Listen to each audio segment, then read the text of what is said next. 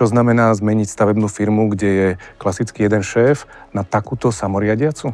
Ja som od toho, kedy som prišiel na full time pracovať do našej firmy a kedy som si povedal, že a teraz už som od toho odstrihnutý, že už si to beží samé. A ak by som dnes prišiel do nejakej, povedzme, že 100 človekovej firmy, tak ja si myslím, že za zhruba také 3 roky by som ju otočil a bola by z nej zhruba asi tak fungujúca firma, ako je naša firma. Čo je podľa teba ten prvý krok? Začať pracovať s dôverou. A dôvera sa buduje tak, že budem kontinuálne dlhodobo hovoriť pravdu, lebo v tej samoriadiacej firme sa nečaká, že niekto mu povie, že čo máš robiť, ale on sám má prevziať tú iniciatívu. Čo je ten ďalší bod, aby sa postupne prepracovali k tomu, že si to tam riadia sami? Je dôležité otvoriť to účtovníctvo, mať otvorené účtovníctvo a zdieľať všetky ovplyvniteľné aj neovplyvniteľné veci, ktoré sú na tej konkrétnej pracovnej pozícii. Takže aj zvedomiť tie náklady, ktoré sa priamo týkajú konkrétnych ľudí. Ten systém sa má prispôsobať tým ľuďom, neopačne, nie ľudia tomu systému. Že či aj GrowClub nejakým spôsobom ako keby prispieval k tomuto napredovaniu teba ako majiteľa a tým pádom celej firmy? Ten GrowClub za mňa bol veľmi silný môj urychľovač. Nedozvedel by som sa teórie, nejaké postupy a tak ďalej, keď by som v GrowClube nebol. Forbes GrowClub je biznis klub majiteľov a riaditeľov slovenských spoločností. Spoznajte reálne skúsenosti a know-how, ktoré stoja za ich úspechmi. Vítajte vo Forbes GrowClub. Vítajte v Growcast. Majiteľ samoriadiacej kurinárskej firmy Baník & Syn, člen biznisovej komunity Forbes GrowClub 100 a človek, ktorý nemá problém otvorene a bez servítky zdieľať čokoľvek zo svojej firmy, ktorá na základe finančných a nefinančných ukazovateľov skončila v top 3 firiem v kategórii stavebníctvo v rámci GrowClub Top 10. Fero, vítaj u nás. Ahoj. Ďakujem pekne za pozvanie. My sme sa teda zhodli, že môžeme tvoju firmu už dnes nazvať ako samoriadiaca.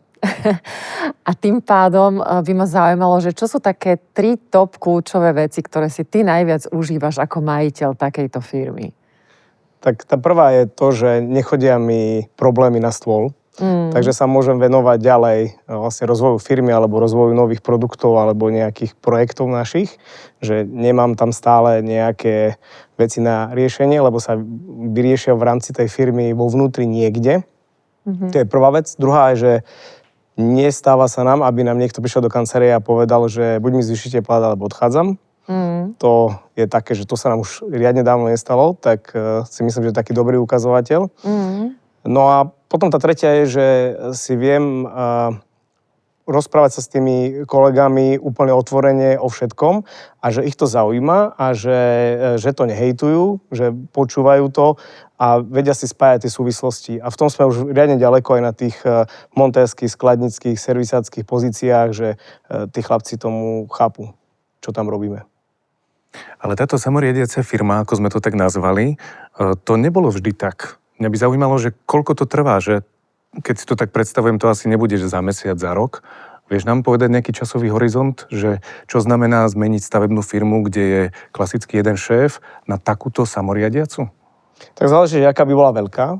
Čiže to je prvá vec, že prvý nejaký základ. Mne to trvalo dlho, pretože ja som to robil ako nejako intuitívne, že som chcel niečo dosiahnuť, aby niečo robili alebo nerobili a skúšal som to len, že vyskúšal som niečo, nefungovalo. Tak som si kládol vlastnú otázku sám sebe a čo ma môžem robiť ináč. Spravil som niečo inak a skúšal som to znova.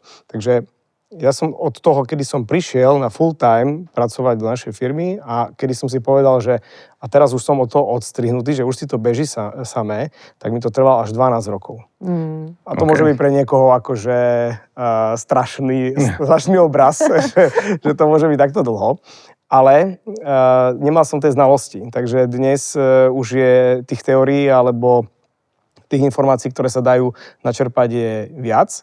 A ak by som dnes prišiel do nejakej, povedzme, že 100 človekovej firmy, tak ja si myslím, že za zhruba také 3 roky by som ju otočil a bola by z nej zhruba asi tak fungujúca firma, ako je naša firma.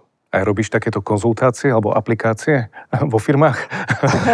Či ťa niekto môže osloviť, vieš? Či za tebou niekto takto chodí? Áno, snažím sa to odmietať. Ale len tak potichu.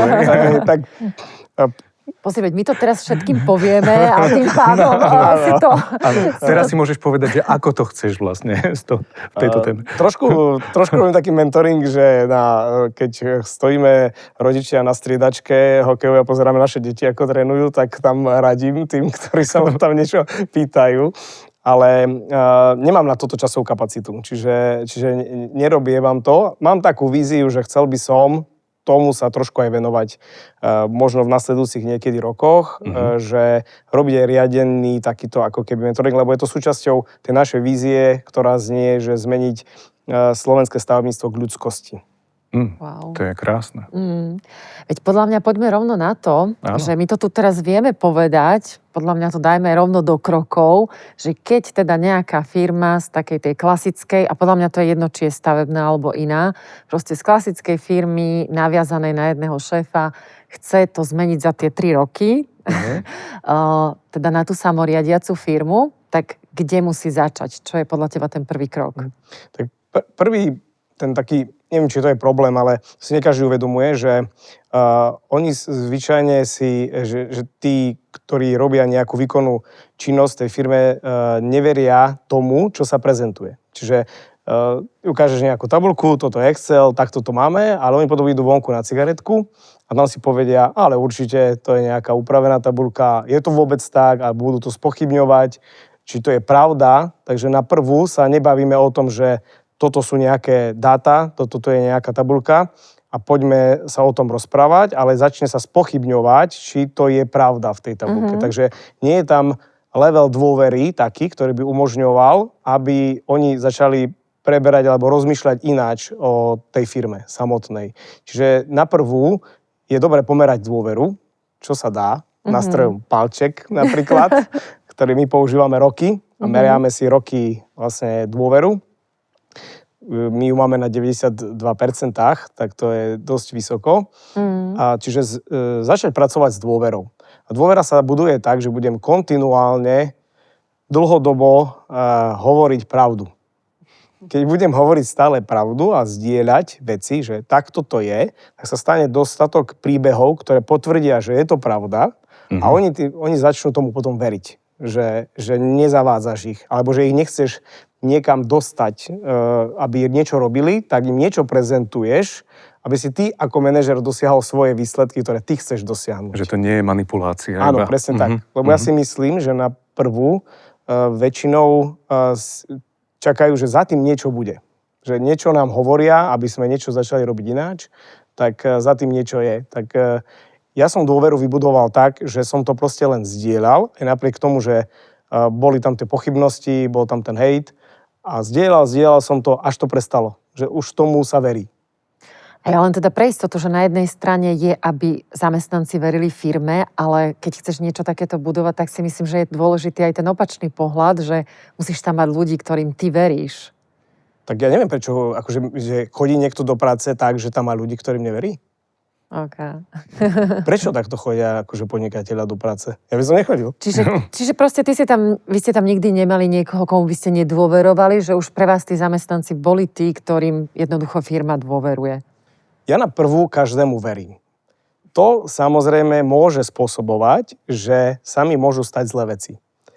Ale tie sa dejú aj tým, ktorí majú milión zámkov a kontrolných mechanizmov a neviem čoho všetkého. Takže ja každému verím a viem, že asi sa mi stane ešte v mojom živote, že ma niekto možno oklame a že zneužije tú moju dôveru. Samozrejme, keď tá dôvera sa rozpadne, ten kolega, ten človek musí ísť preč z tej firmy. Lebo čo by tam ďalej robil? Ako by sme sa tam akože stretávali a vedeli by sme, že si neveríme? Pre mňa to je nejaké divné. Jasné. Čiže ono je tam potom také ako keby aj to prečisťovanie. Tým, že máš takto nastavený systém, tak jednoducho sa to prečisťuje od tých zamestnancov, ktorí možno, že nedadobudli tú dôveru po tom, čo sa na nej pracovalo, alebo ktorí alebo ktorí narušili tvoju dôveru. Takže vlastne ono sa to tak aj ako keby prečistí, že na konci toho prvého kroku sú tam teda len ľudia, ktorým firma verí a ktorí veria firme. No nie je to celkom tak, lebo je tam ešte ten druhý krok, ktorý naväzuje hneď na ten prvý krok. Dobre. A ten druhý krok je vlastne hodnotové nastavenie tých ľudí, ktorí tam sú. Pretože existuje nejaká teória Spiral Dynamics, ktorú si mi ty prezradila. To som nevedel, hej, alebo táto teória mne popísala situácie, ktoré sa mi stali v tom mojom nejakom intuitívnom tých krokoch, ktoré som robil. A keď si mi to popísala, tak som zistil, že aha, tak dá sa urobiť screening tých hodnotových nastavení tých kolegov a na základe toho potom identifikovať jedincov, ktorí budú rozbíjať ten celkový systém a on to potom vlastne nevie fungovať. Čiže keď je niekto vyslovene, že výkonnostne zameraný, že ja som tu len kvôli peniazom, tak takýto nevie fungovať, takýto človek vždy obhájí, že on je ten najlepší, najkrajší a že má mať najviac peňazí, má byť najlepšie ohodnotený a bude to proste rozbíjať. Takýto človek je väčšinou potom ten, kto sa pasuje aj do toho manažerského alebo chce ísť do toho stredného alebo vyššieho manažmentu a tlačí sa tam, lebo chce aj rozhodovať nad ostatným, lebo je presvedčený, že on je najlepší. A toto by vlastne narúšalo takto fungujúci systém, takýto postoj. Tak keď je niekto aj nižšie, to znamená, keď podľa tej teórie Spiral Dynamics je povedzme niekto, že on chce len pravidlá, že ja chcem prísť o 7 do práce, 15:30 odísť, dostať túto výplatu a keď treba spraviť niečo naviac, tak mňa to nezaujíma, ja to nemám v mojom popise práce, tak s takýmto človekom tiež nevieš vlastne robiť samoriadiacu firmu, lebo v tej samoriadiacej firme sa nečaká, že niekto mu povie, že čo máš robiť, ale on sám má prevziať tú iniciatívu. A keď je niekto takto nastavený hodnotovo, že to má byť presne zadefinované, odtiaľ, potiaľ, nič viac, tak on tam vlastne v tom systéme neexistuje, aby fungovala samoriadiaca firma s takýmito ľuďmi. A je to, prepáč, je to aj tak, že ten systém sám ako keby toho človeka vypudí, tak hlúpo povedané? Alebo systém to znamená, že tí ostatní ľudia, že to vyhodnocujú a vidia, že to nastavenie s nejakým tým človekom, ktorý nie je úplne hodnotovo, tam nesúznie, že on sám pocíti, že ja tu vlastne nemôžem byť? Alebo musí tam byť zase nejaký ten ešte líder, nejaký ten šéf na konci dňa, ktorý povie, že vieš čo, ale s tebou sa musíme rozlúčiť? Tak je to, my to voláme vypľuvnutie. Tak predsa len. S firmy. Super.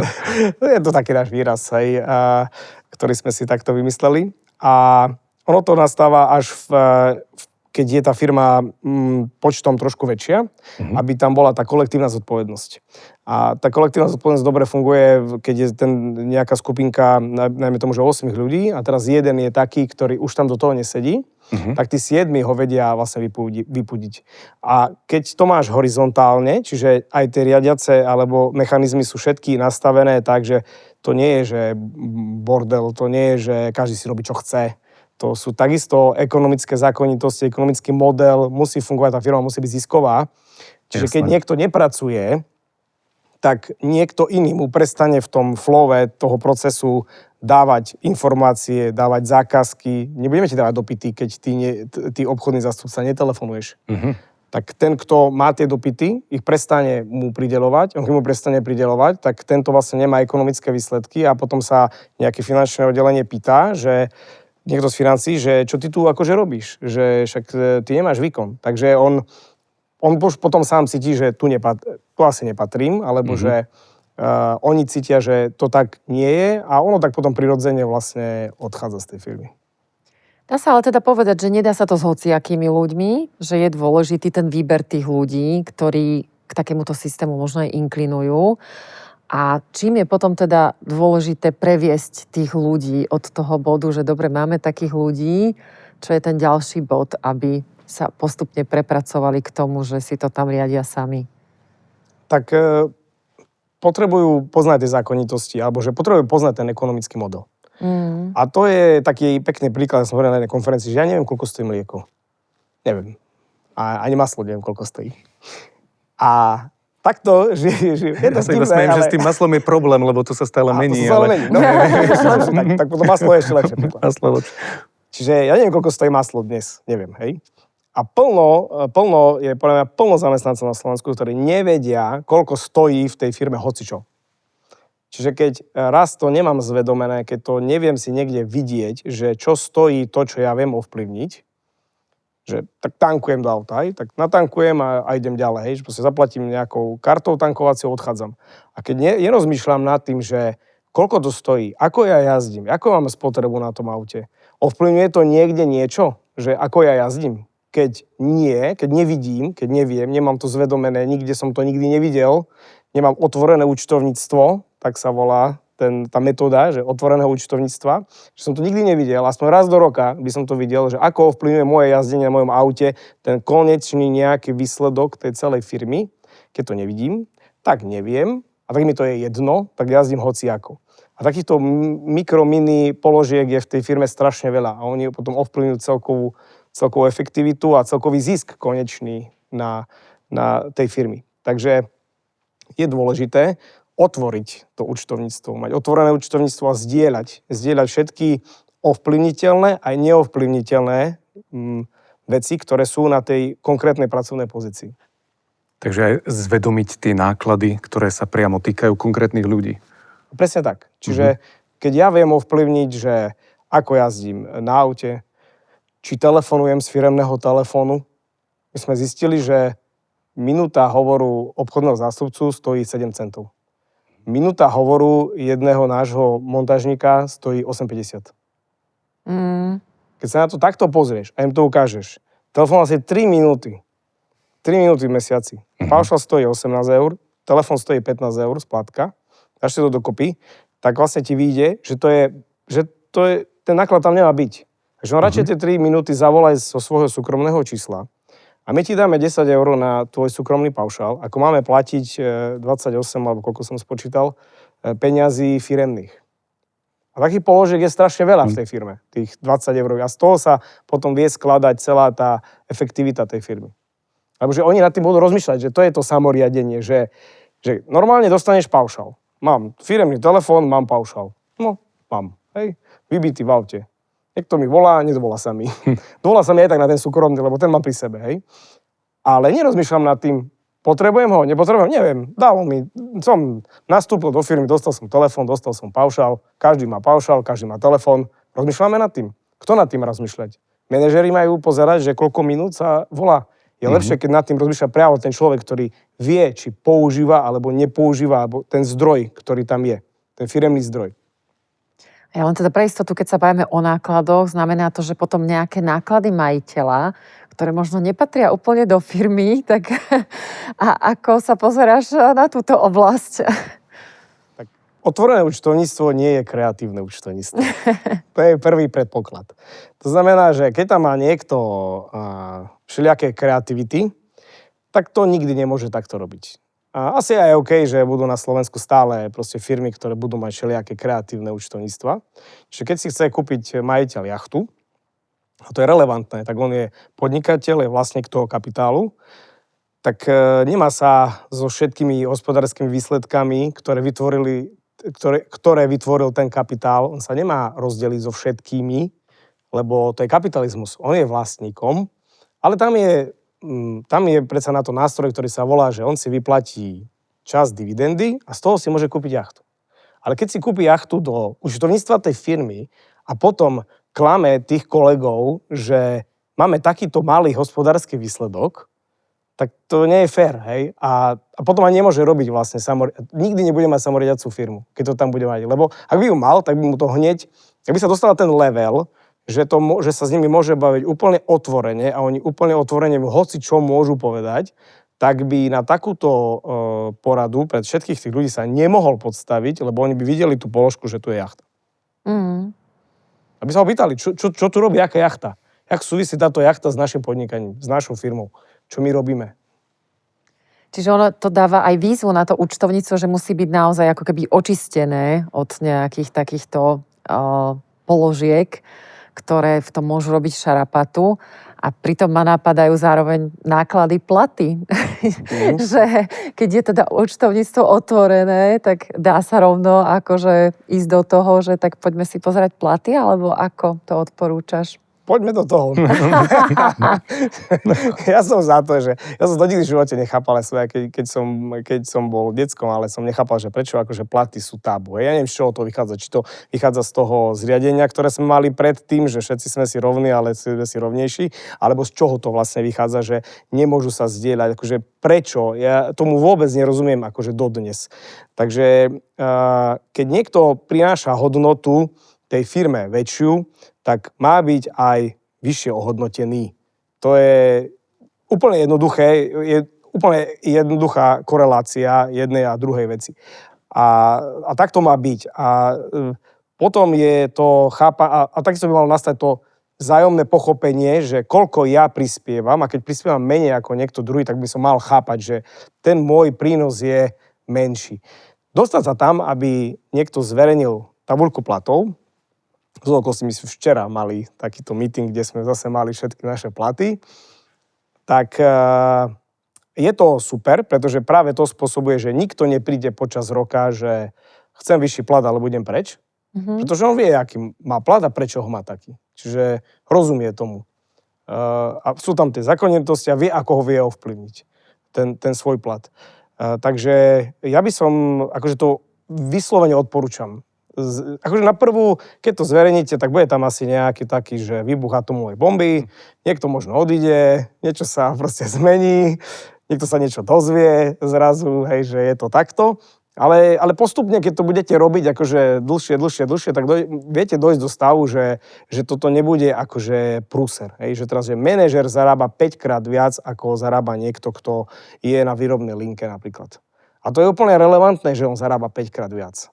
A dá sa dosiahnuť, aby ten na tej linke rozumel, aký prínos je toho manažéra v tej firme. Dá sa to dosiahnuť. To nie je nedosiahnuteľné.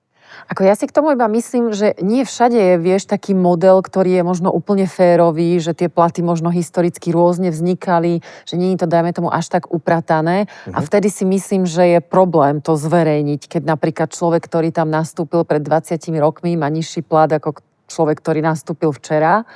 Takže kvôli tomu si myslím, že ty to považuješ za jednoduché, pravdepodobne kvôli tomu, že ste ten systém mali hodne uprataný. Že ono sa podľa mňa ľahšie stransparentňuje systém, ktorý má veľmi jasné prvky.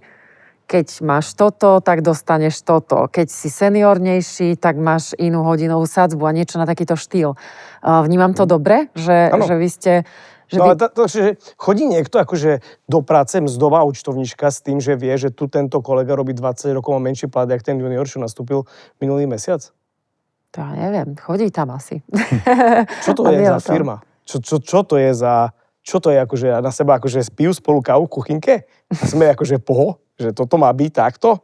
Proste ty si zastanca, že ten systém má byť jasný, transparentný a má to byť nejaká taká jasná logická tabuľka, ktorú si vie vypočítať v podstate ten človek. Jasné, tak akože však najprv si upracte a potom zverejníte, no. Tak aby to bolo ináč. O toto mi išlo, vieš, aby to neznelo, že áno, že to je vlastne tá pripravenosť, že ako náhle je tam ten systém, ktorý je jasne vypočítateľný, že vlastne ten tvoj zamestnanec si vie presne vypočítať, aký bude mať plat a keby celý deň nerobí nič iné, len pozoruje toho človeka vedľa, tak vie vypočítať aj jeho plat. Vieš, a vtedy je to podľa mňa akože fakt, že super pripravené na to, že áno, poďme sa na to pozrieť transparentne. Ale úžasné je, že keď tomu tí tvoji zamestnanci rozumejú a súhlasia s tým a ešte vedia, že keď chcem zarobiť viac, čo môžem preto spraviť a že to je úplne jasné, že nemusia špekulovať, že komu by som čo mal ako kedy povedať, ale máte jasne nastavený systém, čo je úžasné. Tak akože ten náš odmeňovací model má 8 zložiek.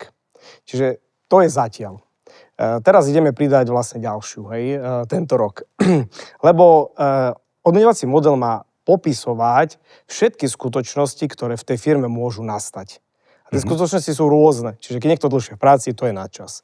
Keď je niekto 20 rokov, tak má mať príplatok za to, že je lojálny 20 rokov. Keď niekto dokáže v rovnakom pracovnom čase urobiť viacej ekonomického výsledku, čiže má vplyv na zisk, tak má mať väčšiu túto zložku, nejakú variabilnú zložku napríklad.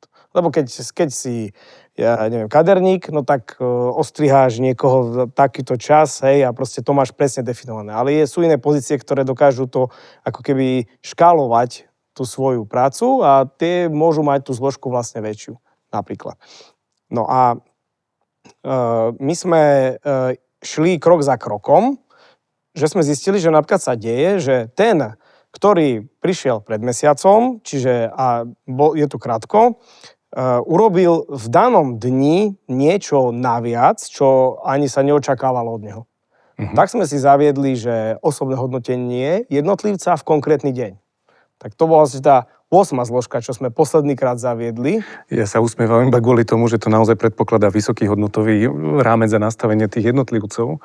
Že ja sa tak sám ohodnotím, že tak ja som dneska zamakal, tak si to zapíšem, ale prepáč, pokračuj, lebo ma to zaujíma, že...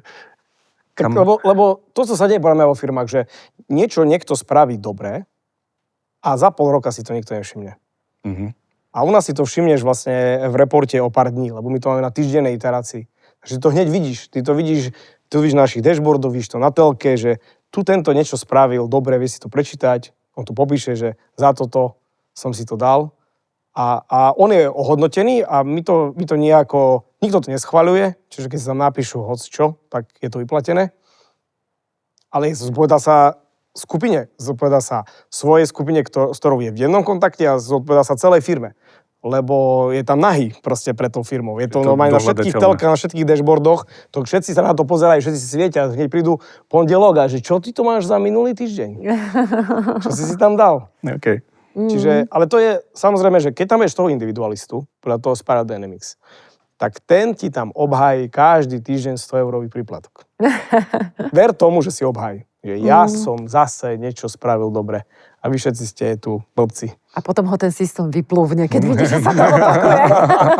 Presne tak.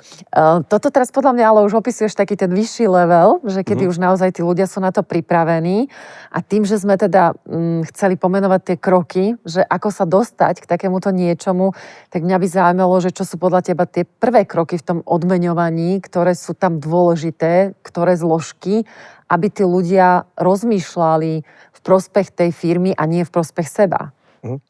No tak najprv akože všetky nefér veci by sa mali upratať, hej, tak to sme povedali, že prvý krok. Tak upracte, tak niekto je 20 rokov, zvýšte mu plat proste, lebo dajte si tam zložku za odpracované roky. Jednoduché, nie? Spravím to, upracem to, potom dajme tomu, že vyskúšená poprvýkrát vlastne zobrazie tie platy, oni sa vrátia tí, alebo začnú sa hádať medzi sebou, že nie, ja viac a teda. Ten krok by mal byť, že keď chce ísť naozaj niekto k tomu, tak urobiť screening tej firmy, toho hodnotového nastavenia a začať odstraňovať tých, buď odstraňovať, alebo s nimi pracovať. To zase záleží, že kto má aký prílev tých kolegov, lebo však logicky sú aj firmy, ktoré majú problém nájsť alebo obsadiť niekoho na pozícii, takže potom musia zase pracovať s tým jednotlivcom, aby on sa posunul po tej špirále vyššie. Tak musia kontinuálne robiť aj tento krok, aj toto. A potom začať im naviazovať, že to podielnictvo na tom výsledku firmy je prevádzkové. Čiže keď ja jazdím za menej nafty, tak mal by som za to niečo dostať. Čiže treba to naviazať. A potom je aj na tom hospodárskom výsledku, čiže urobili sme nejaký projekt, zarobili sme. A teraz z tohto je presne vypočítaná, zadefinovaná odmena z tohto projektu. A to nie je len na manažerskej úrovni, ale úplne na tej najspodnejšej úrovni. Čiže mala by aj upratovačka, aj skladník, aj montér mať podielnictvo aj na hospodárskom výsledku tej firmy. Ja som o tom presvedčený, lebo ako potom, že tak dobre, zobrazili sme vám, že fajn, koniec roka, zarobili sme 200 000 eur. A teraz ďakujeme, poďme ďalší rok robiť a zarobme 200 000 eur. To je také divné, nie? Akože... Ako ja si to tiež myslím, že bez tohto by to nefungovalo, ten systém, a preto si myslím, že je dôležité, že sa o tom bavíme, že to odmeňovanie má proste vplyv na to správanie tých ľudí. Ale tu by som upozornil, že toto je vec, ktorú si z nášho príkladu berú najčastejšie ako na prvú firmy, lebo je to ľahké, že to bude iba Excel, bude to tabulečka. Urobíme si tabuľku a teraz im to povieme, že od teraz máte tu na základe tohto vzorca v tejto tabuľke toto. A ono im to potom nefunguje. No a nemôže im to ani fungovať, pretože na poprvú neveria tomu, že to je tak, že to nie je poupravované, aby niečo vyšlo také, čo tým manažérom dáva zmysel, aby vyšlo. Čiže neveria tomu, nerozumejú tomu, ako to vlastne funguje. Čiže tá práca nemá byť toto, akože toto podielnictvo, to sa môže zaviesť až v nejakom neskoršom čase, keď už je prichystaná tá firma na to, aby toto si urobila. Ale častokrát vlastne začnú robiť to ako prvý krok. Čiže vôbec nejdu skúmať, že čo za ľudí tam majú, hodnotové nastavenie tých jednotlivých kolegov sa neskúma, na jakom leveli je dôvera a tak ďalej. Čiže to má byť nejaký až x-tý krok zaviesť takéto podielnictvo. Že v podstate niekedy, keď už je to vyladené, že máme tam tých správnych ľudí, hodnotovo dobre nastavených a zároveň rozumejú tej logike, tej ekonomike tej firmy vďaka tomu otvorenému účtovníctvu, tak vtedy je vlastne ten čas na to naviazať vlastne aj toto podielnictvo. Skúšku správnosti si môže každý spraviť. Čiže posadím celú firmu pred seba a začnem rozprávať, že tento projekt vychádza takto a takto a keď oni sa začnú hádať medzi tým, že kto viac ako keby tomu prispel, tak to vôbec to nemajú zvedomené. Čiže tam to sa treba potom sa zastaviť, tak to nemôžeme teraz si spraviť, lebo sa to zase rozsype, hej, čiže dá sa to akože, ja som zažil aj tieto naše all hands meetingy, takéto výročné, kedy proste som rozprával pol hodiny a po pol hodine montéri. Ale my aj tak to je na nás, my musíme to namontovať, Fero. To nie je tak, jak ty hovoríš, hej? Ten obchodník tam vlastne nie je dôležitý. Ten obchodník tam nie je dôležitý, ten marketing tam nie je dôležitý, tie dievčatá vlastne v administratíve tam nie sú dôležité. Na čo sú tam? Dajme ich preč. Však tí zákazníci nám len volajú, hej? Čiže to je vlastne jasné nepochopenie toho, ako funguje tá firma, ako je ten ekonomický model, ako prichádzajú, odkiaľ prichádzajú tie dopyty, ako to tam vlastne funguje, hej? A už po rokoch, keď tomu začali chápať, lebo vidia dáta, vidia grafy, odtiaľ, tak už sa tá debata potom vezie v úplne inom duchu. Viem, že keď sme sa pripravovali aj na tento rozhovor, tak si vravel, že ten tvoj systém je super v tom, že tí ľudia, respektíve systém sa vie prispôsobiť ľuďom a nie naopak. Vieš nám aj k tomuto niečo povedať, že keď tí ľudia jednotlivo, lebo ich tam máš dosť vo firme, cítia, že možno, ale ja občas potrebujem aj nejaké vedenie, že neviem všetko vyhodnotiť sám, tak si pripravený aj na takéto eventuality? No to je také ako keby, že reverzný engineering, že poväčšinou je to tak, že je nejaká firma nejako nadizajnovaná, najlepšie je nejaký fajný korporátik, kde to je presne proste dané a prijímajú sa ľudia na konkrétnu pozíciu, ktorí potom sú limitovaní, obmedzovaní tým systémom, ktorý tam je daný.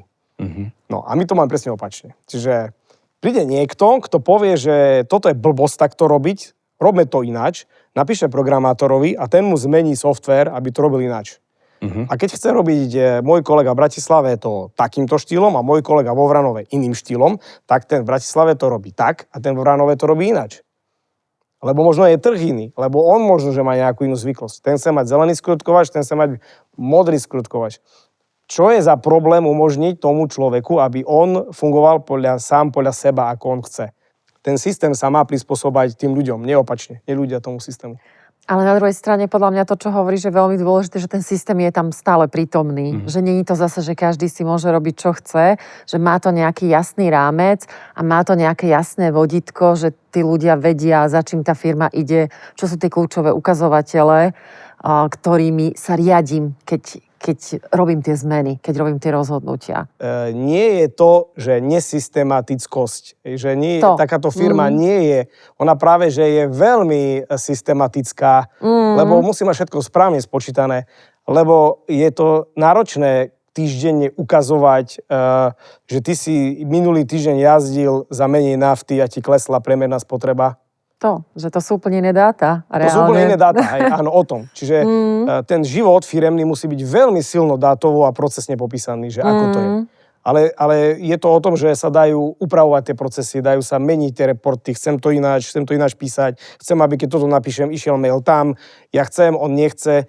Keď sa pýtal na to, že chcem si dávať osobné hodnotenie sám, alebo neviem, hej. Čiže máme aj takých u nás zopár ľudí, ktorí povedia, ja neviem sa sám hodnotiť. Ja neviem, či som spravil niečo najviac, či som nespravil niečo najviac, ale tu mám kolegyňu, ktorá vidí, čo ja robím, takže sa prepne prepínač a zrazu sa nehodnotí on sám, ale hodnotí to tá kolegyňa, ktorá má znalosť, ako on robil v ten daný deň.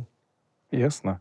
Ale to je úžasné, že ten systém je tak flexibilný, že tam vieme zachovať aj tú slobodu, alebo viete zachovať slobodu, ale zároveň aj zodpovednosť a tým pádom tam každý vie nájsť tú svoju cestu a vie to fungovať. Áno, je to podľa mňa dôležité, to možno na záver, ako robíme také zhrnutie, že toto mi tam možno chýbalo do tej skladačky, že je to nejaký vysokofunkčný a vysokodátový systém, ktorý to vlastne celé drží, že si to vieme stále premietať a že vlastne máme o všetkom prehľad a tým pádom sa vieme rozhodovať. Tak to si myslím, že je asi tiež dôležitý základ preto, aby tam mohlo dôjsť k tomu samoriadeniu jedného dňa. My to sa snažíme všetko automatizovať a teraz si to custom programujeme. Programujeme asi za 100 000 eur ročne. Za 100 000 eur je náš softwarový development. Naša firma je 5 miliónová firma, tak každý nech si to prepočíta, že koľko by to vlastne bolo preňho. Je to asi veľa, možno je to veľa, ale je to veľmi robustný systém, ktorý dokáže potom nad sebou uniesť aj oveľa väčšiu firmu. Čiže keď my by sme dnes, máme 58 nás je, keby nás bolo dnes 500, tak všetky tieto naše systémy umožňujú, aby nás bolo zajtra 500. Tak preto to tak robíme, akože, a to je tiež, to je najdrahšia vec, ktorú máme vo firme. Teda, že najdrahšia položka v našom rozpočte je práve toto, taká, že jednotková položka. A všetci o tom vedia, že to je táto položka a aj tomu rozumejú, že Fero to takto chce robiť. Mohli sme kúpovať nejaký krabicový software, do ktorého by sme všetkých potom nasúkali, že však, on má síce obmedzenia, ale je lacný, tak robte len tak. Ale my to práve preto chceme robiť custom. Hej. Čiže je to aj o tom, že treba vedieť automatizovať a robiť všetky tieto procesné veci. Celá tá automatizácia, aby tam bola tak, aby to nemusel niekto robiť ručne. Takže je to systém. Je to dosť veľký a robustný systém. A ešte sa teraz ideme ešte viac tomu pridať. Hej. Čiže ešte sme spravili to, že hoci kto môže hoci čo robiť ináč a tak ďalej a dá sa to sa dá zvládnuť. A ešte chceme dojsť k tomu, aby všetky tieto dáta, všetky tie veci boli vyhodnocované týždenne, pretože keď robíte týždenné iterácie, tak tá firma napreduje 50 krát do roka, sa pohne. 50 krát do roka sa každý zamyslí v tej firme, či to robíme dobre, ak to môžeme robiť ináč, je 50 krát. To je oveľa lepšie ako raz do roka, alebo 12 krát do roka. Vlastne 50 krát je 5 krát rýchlejšie. Takže niečo, čo sa za 5 rokov vydevelopuje, sa dá spraviť za 1 rok. Ako pre mňa je to určite fascinujúce sledovať to, ako to neustále vylepšuješ, kam sa to až dá dostať a čo všetko to môže ešte kam až smerovať. Takže ja by som sa možno spýtala, keďže tie posledné roky sme sa spolu vyskytovali v Grow Clube, že či aj Grow Club nejakým spôsobom ako keby prispieval k tomuto napredovaniu teba ako majiteľa a tým pádom celej firmy. Veľmi významne. To treba otvorene povedať, že Grow Club je taký urychľovač toho. Čiže keď to chce niekto robiť intuitívne, tak mu to môže trvať niekde okolo 12 rokov ako mne. Najrýchlejšie som sa ja osobne posunul vtedy, keď vlastne vznikol Grow Club, alebo som prišiel do Grow Clubu a začal som si to ako keby systematicky popisovať. Čiže popisovať aj teóriami a počúvať a rozmýšľať nad tým vlastne takto, že prídem na ten Grow Club a počúvam, čo Aťka rozpráva a zrazu zistím, že aha, tak preto sa mi to deje, hej, a potrebujem to skúsiť ináč a práve to, že ako to skúsiš ináč, je tá správna cesta. Že dá ti to také vodítka, dá ti to návod. Nie je to instantná polievka. Čiže nie je to, že niekto si kúpi Grow Club na 1 rok a teraz po pol roku čaká, že už všetko viem tu, hej. Ja si myslím, že potrebuješ chodiť do Grow Clubu minimálne, že 3 roky, kým celé to navnímaš, že ako to je, ako to ja spravím, hej, a tak ďalej. Čiže ten Grow Club za mňa bol veľmi silný môj urychľovač. Nedozvedel by som sa teórie, nejaké postupy a tak ďalej, keď by som v Grow Clube nebol. Akože na mňa to inak pôsobí veľmi podobne, sa priznávam. A samozrejme, dnes si v Grow Clube veľkou inšpiráciou ty a že mnohí vrátane nás obkúkávame tento tvoj samoriadiaci systém, takže veľká vďaka za to a aj za to, že si prišiel dnes medzi nás. Ďakujeme veľmi pekne. Takže dnes bol s nami Fero Baník, majiteľ spoločnosti Baník & Syn.